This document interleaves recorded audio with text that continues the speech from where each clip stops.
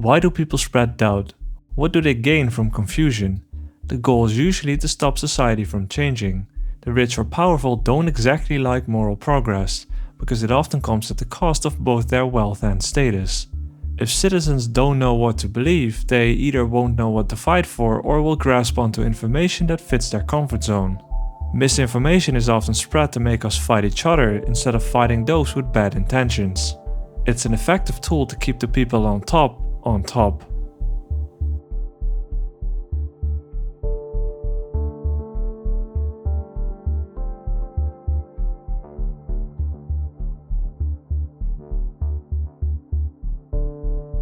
While doubt is our enemy, it's the tobacco industry's product. Internal documents from the 1950s reveal a variety of methods. By positioning themselves as partners in health research, they developed ties with doctors, medical schools, and public health authorities. They funded alternative research to distract from the clear link between smoking and lung cancer.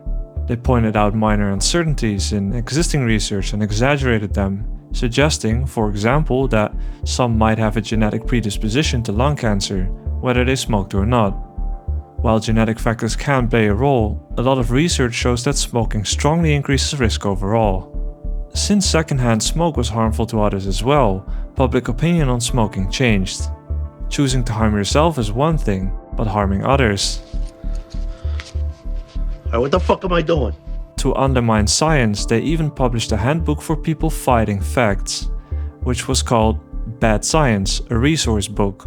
It had over 200 pages of short quotes, articles, and opinion pieces that questioned the honesty of science and were used to criticize the EPA's work on secondhand smoke. It even included a list of scientists who were ready to give negative comments on any topic when needed. Yes, it's that bad.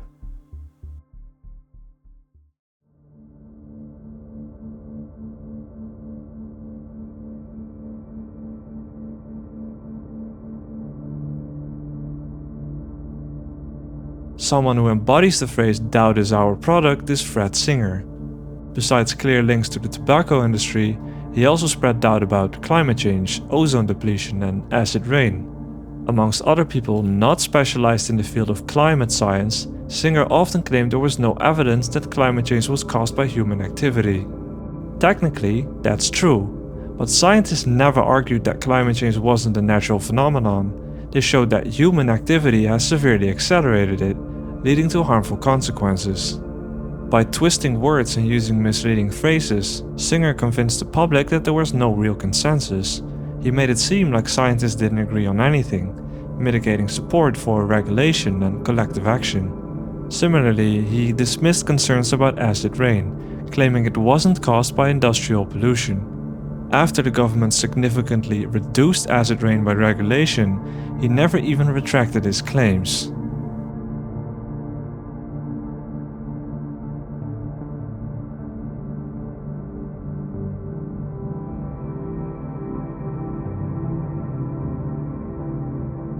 In the mid-1980s, several prominent physicists became fixated on opposing the spread of communism. Among them was Frederick Seitz, who played an influential role as a scientist and policy advocate during the Cold War. They came together to support and defend Ronald Reagan's Strategic Defense Initiative. While SDI was rejected by most scientists as impractical and destabilizing, they promoted the idea that the US could win a nuclear war. However, the idea of winning in the context of a nuclear war is nonsensical, as any nuclear exchange would lead to catastrophic global consequences. Still, they spread misinformation about the Soviet Union's capabilities, exaggerating them far beyond what was known, and used fear to justify the development of extremely dangerous weapons in an effort to gain power over other nations.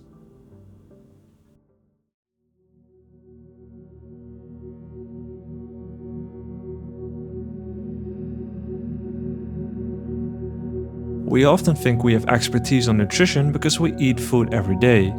While this feels somewhat intuitive, we really shouldn't base health claims on anecdotes. Someone feeding great on a carnivore diet doesn't negate the strong evidence linking red meat consumption to an increased risk of heart disease or cancer. Influencers that lack expertise also often cite studies to support their claims, knowing their audience won't actually take the time to read them. 99% of the time, those claims aren't actually supported by the researchers themselves. This is not to say experts are always right, but when the majority of them agree that the link is there, the chance that an influencer profiting off their usually baseless claims knows better is very small.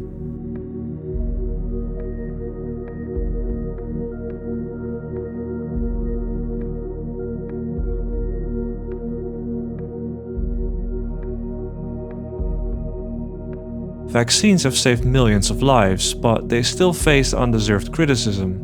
The idea that they cause autism comes from a study by Wakefield published in The Lancet in 1998. The study only involved 12 children, handpicked by Wakefield himself. It was later revealed that he had financial conflicts of interest, including being paid by lawyers who were involved in lawsuits against vaccine manufacturers. In 2010, The Lancet retracted the publication due to serious ethical violations, including the manipulation of data, failure to disclose conflicts of interest, and the study's inability to be replicated by other researchers. To this day, the study is still used by people like RFK Jr. to spread doubt about vaccines.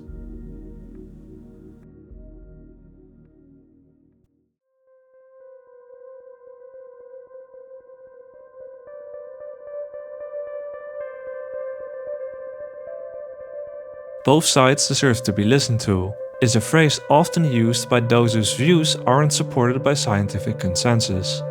From the public's point of view, it sounds reasonable. However, it's important to note that in cases where the evidence overwhelmingly supports one side, giving equal weight to both sides can be misleading and counterproductive. What is productive is listening to experts.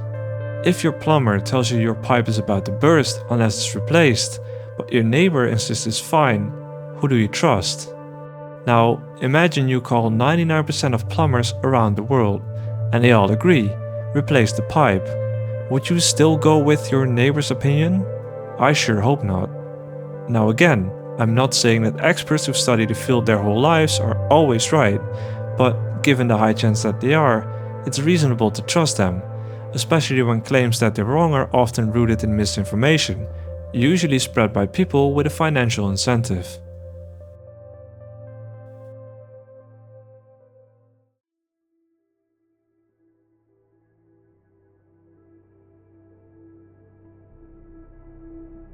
To make sure our science is as accurate as possible, we heavily rely on a peer review process. It ensures research is examined by experts in the field before it's published. Multiple experts are selected to make sure the conclusions drawn are backed up by proper data, methods, and analysis. This way, claims have a much higher chance of holding up before they reach the public. It prevents misinformation and builds a credible consensus that people can rely on when making decisions. When we look at something like climate change or vaccine safety, the process ensures that what's being said isn't just a result of someone's personal beliefs or bias. If a paper is accepted and published, it's been examined from multiple angles and has usually stood up to scrutiny. However, the peer review process isn't perfect. While it's incredibly important and often effective, there are occasions when studies with severe flaws slip through. The study by Wakefield, published in The Lancet, is a good example. There were several critical issues with its methodology. The sample size was only 12 children. There was no comparison group of children who had not received the vaccine, and the study relied on the effects being reported by their parents, which is prone to bias. Since Wakefield was generally a well-respected scientist in his field, the experts examining the study may have let it pass with fewer challenges. Another important point is, peer review doesn't really exist to detect fraud. Wakefield received over £400,000 from a legal aid fund to find evidence to support claims that vaccines caused autism. Since he didn't disclose any of this information, it's hard to blame the peer review process itself.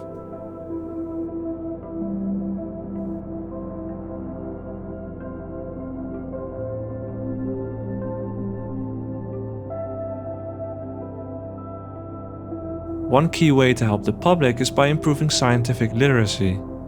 If you can better understand how science works, how evidence is collected, tested, and reviewed, you're less likely to be swayed by false claims. Scientists and researchers can also play a role by being more communicative with the public. This includes clearly explaining their methods, data, and conclusions so people understand why they can trust what they're saying. Motivating people to question sources and examine evidence themselves is crucial. Furthermore, we should actively clear up misinformation ourselves. If someone makes strong claims, ask them what they're based on. So yes, doubt is our enemy, and it is a big one, but it is one we can fight.